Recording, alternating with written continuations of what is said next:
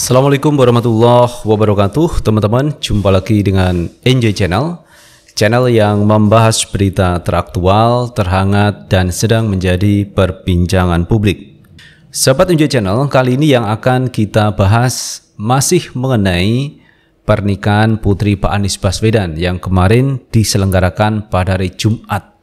Dan ini sudah mencapai 4 hari teman-teman dari berlangsungnya akad nikah, tetapi nuansa kebahagiaan dari keluarga Pak Anies Baswedan ini kita rasakan. Karena apa? Pernikahan yang digelar Pak Anies Baswedan kemudian dilanjutkan dengan resepsi, ini banyak yang hadir teman-teman. Ada Pak Jokowi, kemudian ada Pak Kiai Ma'ruf Amin, ada Pak Surya Paloh, ada Pak SBY, ada AHY, ada Haritanu Sudibyo, dan sebagainya. Jadi banyak para tamu undangan, baik presiden, menteri, ketua umum partai politik hadir di acara resepsi pernikahan putri Pak Anies Baswedan. Dan ini adalah kebahagiaan tersendiri dari Pak Anies Baswedan. Dan bahkan teman-teman, resepsi pernikahannya itu sampai 3 hari. Kenapa 3 hari? Tadi kita dapat informasi penjelasan dari Pak Anies bahwa ini karena tamunya banyak. Sehingga Pak Anies itu kasihan kalau sampai antri berderet-deret yang cukup panjang. Maka Pak Anies membagi dalam 3 hari. 1 hari ini diperuntukkan misalkan pejabat negara, ketua umum partai politik. Hari kedua, hari ketiga ini beda-beda.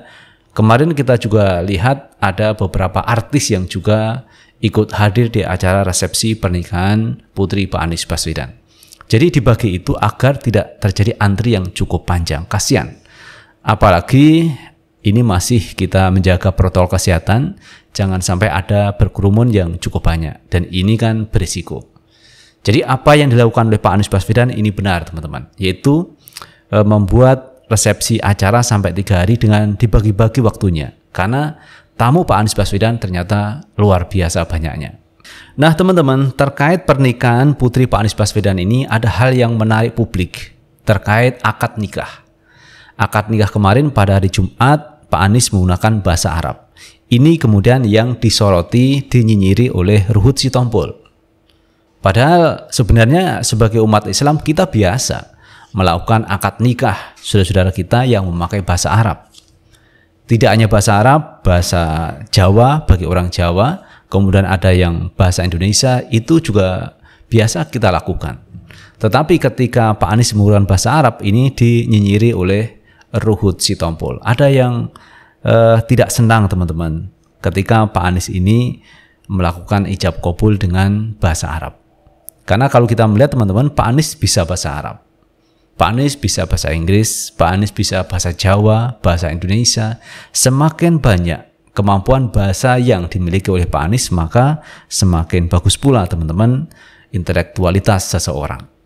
Jadi misalkan nanti ke luar negeri, ketemu dengan diplomat atau politisi di luar negeri, ini kan bisa bercengkrama, bisa berdialog, bisa berdiskusi yang cukup lama, karena bisa bahasanya.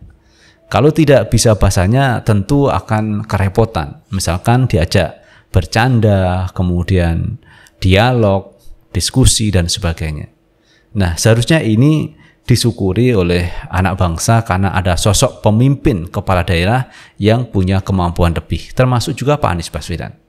Nah, ketika Pak Anies Baswedan menggunakan bahasa Arab, ini dinyinyiri oleh Ruhut Sitompul. Nah, teman-teman, akibat nyinyiran yang dilakukan oleh Ruhut Sitompul ini, banyak yang membela Pak Anies dan bahkan memberikan jawaban atas nyinyiran dari Ruhut Sitompul. Jadi Pak Anies tidak perlu memberikan jawaban atas nyinyiran yang dilakukan oleh Ruhut Sitompul. Biarkan umat Islam atau simpatisan atau pendukung Pak Anies yang mengkanter terkait nyinyiran yang dilakukan oleh Ruhut Sitompul.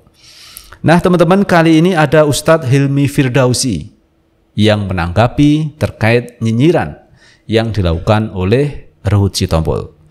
Nah teman-teman, coba kita baca beritanya. Kita baca teman-teman dari Makassar Terkini. Polemik ijab qabul bahasa Arab, Ustadz Hilmi mengatakan harusnya pakai bahasa apa? Bahasa kalbu? Ini satu pertanyaan dari Ustadz Hilmi Firdausi. Pasca akad nikah Putri Anies Baswedan, Gubernur DKI Jakarta menggunakan bahasa Arab menuai sorotan publik. Kini pendakwah Ustadz Hilmi Firdausi angkat bicara.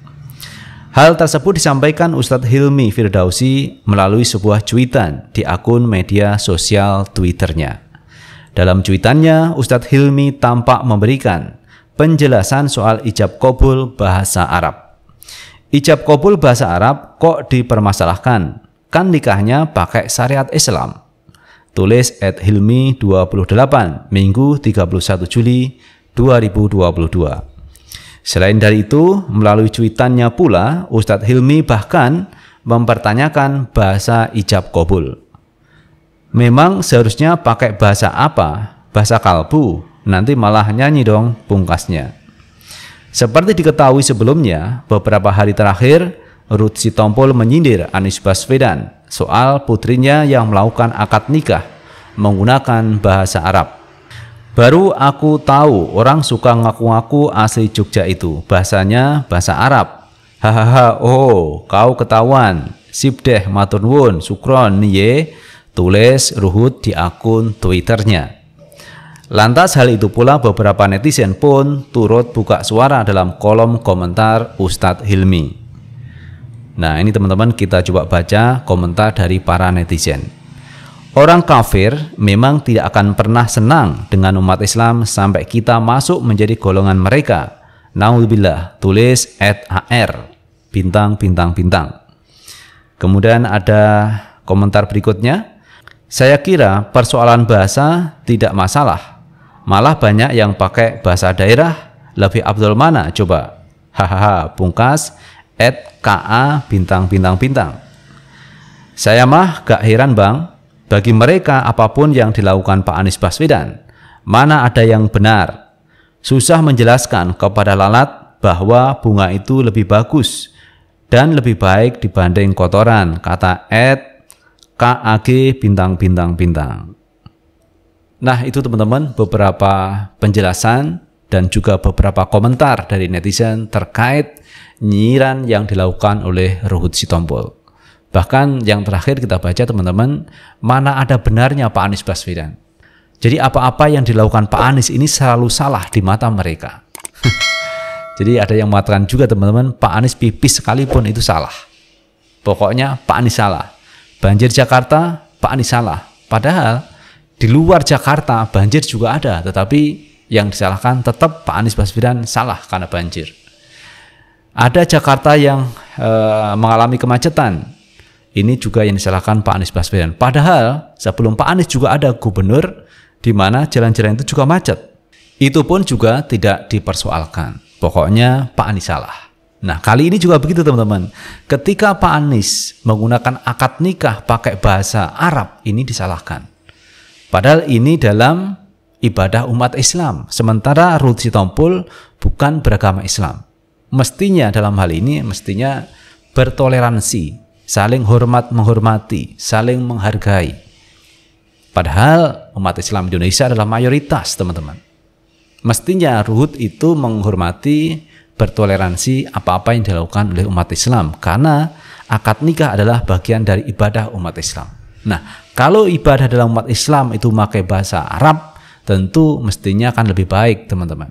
Walaupun ada yang mengucapkan dengan bahasa daerah, ada juga yang mengucapkan bahasa Indonesia, itu pun juga baik.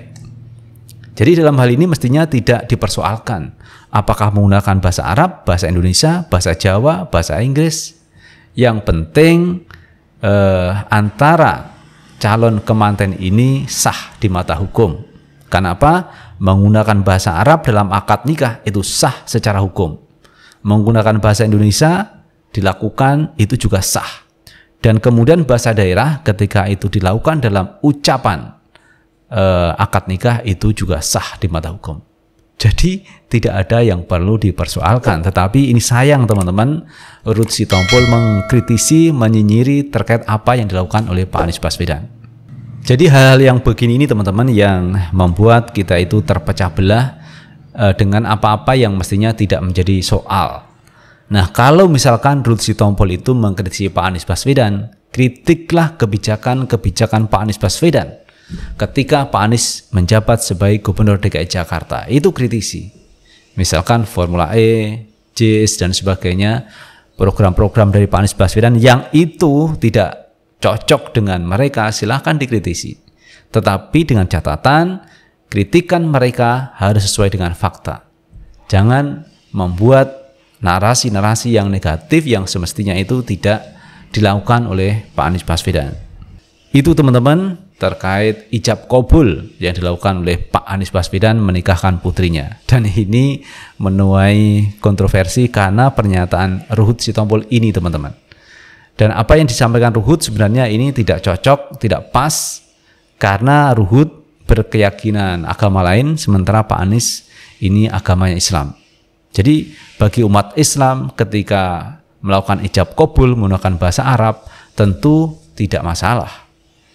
Kemudian kalau kita juga misalkan berdoa teman-teman setelah selesai sholat menggunakan bahasa Arab, berdoa menggunakan bahasa Arab tentu kan tidak masalah.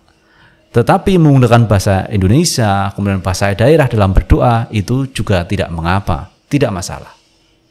Jadi ini yang mesti harus saling menghormati, saling menghargai antara agama satu dengan agama yang lain. Mestinya itu teman-teman yang dikedepankan. Bukan nyinyirin kepada Pak Anies Baswedan yang intinya tidak senang kepada Pak Anies Baswedan. Dan mungkin juga teman-teman ini faktor politik. Kenapa begitu? Pak Anies ini digadang-gadang untuk maju di Pilpres 2024. Banyak orang yang tidak senang, terutama pihak sebelah teman-teman, agar Pak Anies tidak maju di Pilpres 2024. Mereka takut, mereka khawatir kalau Pak Anies maju dan itu menang teman-teman. Nah kalau menangnya Pak Anies teman-teman, maka sering kali disampaikan Pak Anies, beliau akan menegakkan keadilan sosial bagi seluruh rakyat Indonesia.